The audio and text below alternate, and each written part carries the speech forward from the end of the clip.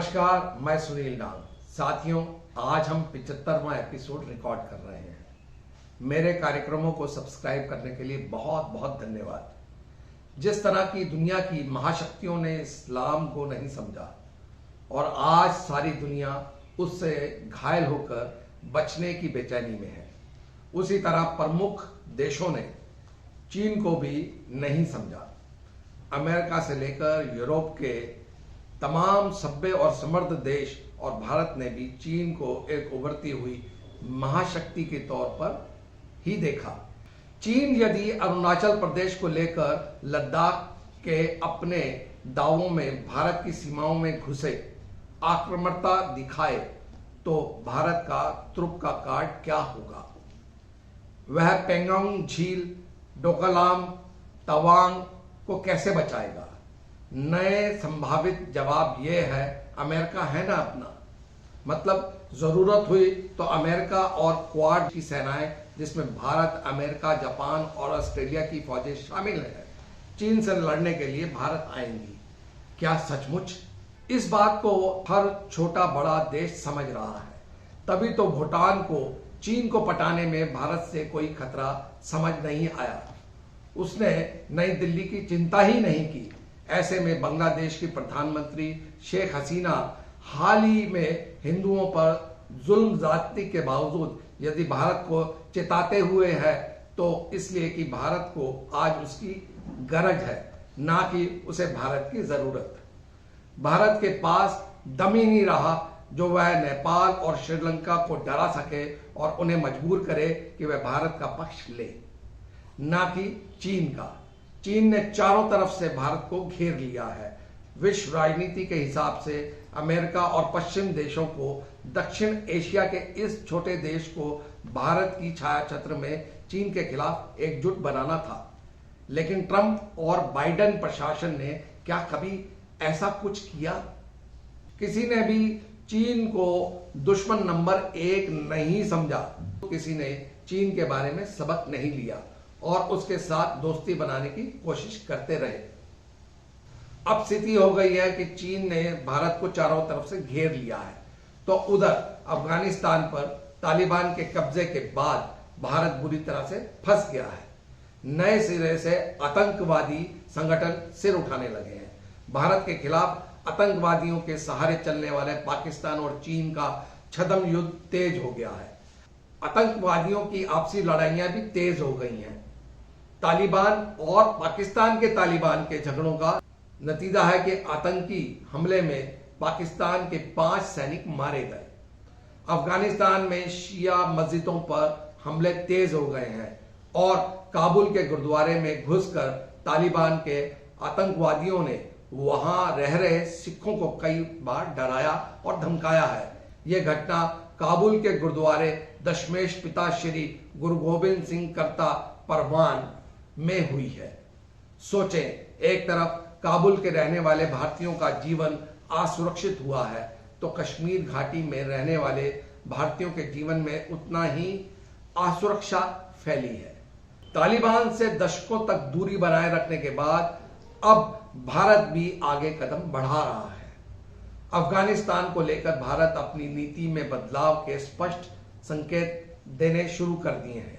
पहले दोहा में भारतीय राजदूत दीपक मित्तल की तालिबान प्रतिनिधियों से मुलाकात और अब मास्को फॉर्मेट सम्मेलन में भारतीय विदेश मंत्रालय के पाकिस्तान, अफगानिस्तान, ईरान डिवीजन के संयुक्त सचिव जेपी सिंह की तालिबान प्रतिनिधियों के साथ मुलाकात की है। साथ ही राष्ट्रीय सुरक्षा सलाहकारों की बैठक अगले महीने 10 या 11 नवंबर को दिल्ली में आयोजित हो सकती है। इन देशों में चीन, रूस, पाकिस्तान भी शामिल है। 4 देशों के राष्ट्रीय सुरक्षा सलाहकारों की दिल्ली में प्रस्तावित बैठक को लेकर भी राजनीतिक हलकों में बड़े कदम के रूप में देखा जा रहा है। मैंने इस विषय पे पहले भी 2 वीडियो बनाए हैं, रेफरेंस के लिए अब आप स्क्रीन पर देख सकते हैं। भारत और चीन के सैन्य कमांडरों की 13वीं वार्ता 10 अक्टूबर को ऐसे समय हुई जब LIC के पार चीनी सैनिकों का जमवाड़ बढ़ गया और यह 50,000 से भी अधिक PLA के सैनिकों ने सीमा को घेर लिया। किसी ने पता नहीं इस ओर ध्यान दिया है कि नहीं, लेकिन 59 साल पहले 1962 में 10 अक्टूबर को ही चीन ने भारत पर पहला हमला किया था। 10 अक्टूबर 2021 की बैठक में चीन ने 2 टुक अंदाज से भारत के प्रस्तावों को नामंजूर कर दिया और उल्टे भारत को चेतावनी देने के अंदाज में कहा कि उसे चीन के हिसाब से ही काम करना चाहिए। चीन के सैनिक पिछले दिनों अरुणाचल प्रदेश के तवांग में घुस गए थे। इससे पहले उत्तराखंड के बाराहोती इलाके में भी चीनी सैनिक घुस गए थे और एक पुल को तोड़ के लौट गए थे। मैंने 2 अक्टूबर के वीडियो में इस पर डिटेल से आपको बताया था, आप इसको स्क्रीन पे देख सकते हैं। चीन ने भूटान के साथ सीमा विवाद सुलझाने की एक संधि की थी। यह संधि भी भारत के लिए बहुत चिंताजनक है, क्योंकि चीन भूटान के ऐसे इलाके पर अपना दावा करता है जहां पहुंचने के लिए उसे अरुणाचल प्रदेश के बीच से होकर जाना होगा। भूटान के साथ समझौतों के बाद यह तय माना जा रहा है कि भूटान अगला तिब्बत होने वाला है, और तब भारत के पूर्वोत्तर के राज्यों की क्या स्थिति होगी इसका सिर्फ अंदाजा ही लगाया जा सकता है। चीन उसे वैसा ही अपने प्रभाव में ले चुका है जैसे नेपाल, बांग्लादेश, श्रीलंका को लिया है। भारत के लिए चिंता की बात इसलिए कही जा रही है क्योंकि 4 साल पहले डोकलाम ट्राई जंक्शन पर चीन, भारत और भूटान आमने सामने आ चुके हैं। जिन 2 इलाकों को लेकर चीन और भूटान के बीच ज्यादा विवाद है, उसमें एक भारत चीन भूटान ट्राई जंक्शन के पास 269 वर्ग किलोमीटर का इलाका है और दूसरा भूटान के उत्तर में 495 वर्ग किलोमीटर का इलाका है। चीन भूटान को 495 वर्ग किलोमीटर वाला इलाका देकर उसके बदले 259 वर्ग किलोमीटर का इलाका लेना चाहता है।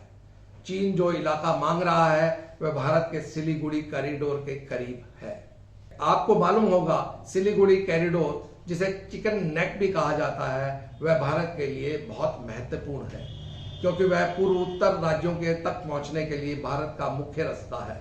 और जैसे चीन सिलीगुड़ी कॉरिडोर के करीब आता है तो यह भारत के लिए गंभीर चिंता का विषय होगा, क्योंकि वह पूर्वोत्तर राज्यों से कनेक्टिविटी के लिए खतरा बन जाएगा। चीन की निगाहें शुरू से ही अरुणाचल प्रदेश और बौद्ध मठ तवांग पर रही हैं। वर्ष 1962 के युद्ध के समय भी तवांग पर उसका कब्जा हो गया था, लेकिन बाद में युद्ध विराम के तहत उसे पीछे हटना पड़ा था। चीन तवांग को अपने साथ लेकर तिब्बत की तरह ही प्रमुख बौद्ध स्थलों पर अपनी पकड़ बनाना चाहता है। वह तवांग को तिब्बत का हिस्सा मानता है। उसका दावा है कि तवांग और तिब्बत में काफी सांस्कृतिक समानताएं हैं। आपको मालूम ही होगा, तवांग मठ को एशिया का सबसे बड़ा बौद्ध मठ भी कहा जाता है। साथ ही चीन के साथ ही 3488 किलोमीटर लंबी सीमा लगती है। तवांग भारत के लिए सामरिक दृष्टि से काफी महत्वपूर्ण माना जाता है, इसलिए भारत उस पर किसी भी सूरत में कब्जा अपना नहीं छोड़ सकता। तवांग के कब्जे में आने पर ही चीन देर सवेर पूरे राज्य पर अपना दावा ठोक सकता है। चीन के सरकारी अखबार ग्लोबल टाइम की रिपोर्ट में यह बात सामने आई है कि चीन तवांग के पास स्थित सीमावर्ती इलाकों में अपने सैन्य मौजूदगी मजबूत करने में लगा है। इसी इलाके में कुछ ही दूरी पर वह सतह में मार करने वाली मिसाइलें भी तैनात कर चुका है। दुनिया को उसकी आक्रामक गतिविधियों के बारे में सब कुछ पता है, क्योंकि पिछले ही दिनों चीन के लिए मनोनीत नए अमेरिकी राजदूत निकोलस बर्न्स ने अमेरिकी सीनेट की विदेश मामलों की समिति के सामने चीन की सच्चाई बताई। उन्होंने कहा, चीन ने भारत की सीमा पर आक्रमण किया है। दक्षिणी चीन सागर में वियतनाम और फिलीपीन के खिलाफ चीनी आक्रमण है, और इतना ही नहीं, पूर्वी चीन सागर में उसने जापान के खिलाफ अभियान छोड़ रखा है। बर्न्स ने यह भी कहा कि ऑस्ट्रेलिया, लिथुआनिया के खिलाफ अलग चीन का आक्रमण अभियान चल रहा है, तो दक्षिण चीन सागर में मलेशिया, ब्रुनई, ताइवान से अलग विवाद है। उसके कारोबार से लेकर बांध बनाने और मछली पकड़ने तक के काम को उन्होंने वेपनाइज कर दिया है, यानी हथियार बना लिया है। और सब कुछ जानने के बावजूद दुनिया चीन का कुछ नहीं कर पा रही। कोरोना वैक्सीन की 100 करोड़ डोज लगने के बाद देश को संबोधित करते हुए भी प्रधानमंत्री नरेंद्र मोदी ने स्थानीय वस्तुओं की खरीद करने की अपील की। एक तरफ तो यह अपील है और दूसरी ओर चीन के साथ कारोबार में दिन दुगनी रात चौगुनी बढ़ोतरी हो रही है। सीमा पर तनाव के बावजूद वर्ष 2021 की जनवरी से जून तक की पहली छमाही में भारत चीन व्यापार 62.7% की जबरदस्त बढ़त हुई और यह 57.4 अरब डॉलर करीब 4.28 लाख करोड़ रुपए तक पहुंच गया। यह कोविड के पहले दौर में वर्ष 2020 की पहली छमाही में हुए 44.72 अरब डॉलर के व्यापार से ज्यादा है। यह बढ़त तब हुई जब भारत चीन वास्तविक नियंत्रण रेखा पर दोनों देश में भारी जमवाड़ रहा। चीन के general administration of customs GAC द्वारा जारी आंकड़ों से पता चलता है कि पहली छमाही के दौरान भारत के चीन से आयात में 69.6% और निर्यात में 60.4% की बढ़त हुई। भारत का चीन को निर्यात 2020-21 में 1,57,201.56 करोड़ रुपए का था। दूसरी ओर भारत का चीन से आयात साल 2020-21 में 4,82,495.79 करोड़ रुपए का था। राजनीतिक ऑब्जर्वरों का कहना है कि भारत को चीन की राजनीति का जवाब देने के लिए ठोस नीति बनाकर आगे कदम बढ़ाने होंगे। इस समस्या का स्थायी समाधान जरूरी है। ऐसा नहीं हुआ तो यह समस्या आगे चलकर नासूर बन सकती है। LOC या LAC सीमाओं पर कब्जे की चीन की मंशा और रणनीति को समझना होगा और उसको मुंह तोड़ जवाब देना होगा। क्या ऐसा वास्तव में होगा? यही आज का सबसे बड़ा प्रश्न है। साथियों, आपको मेरा यह कार्यक्रम कैसा लगा? पसंद आए तो लाइक, शेयर, कमेंट और सब्सक्राइब करना ना भूलें। नमस्कार।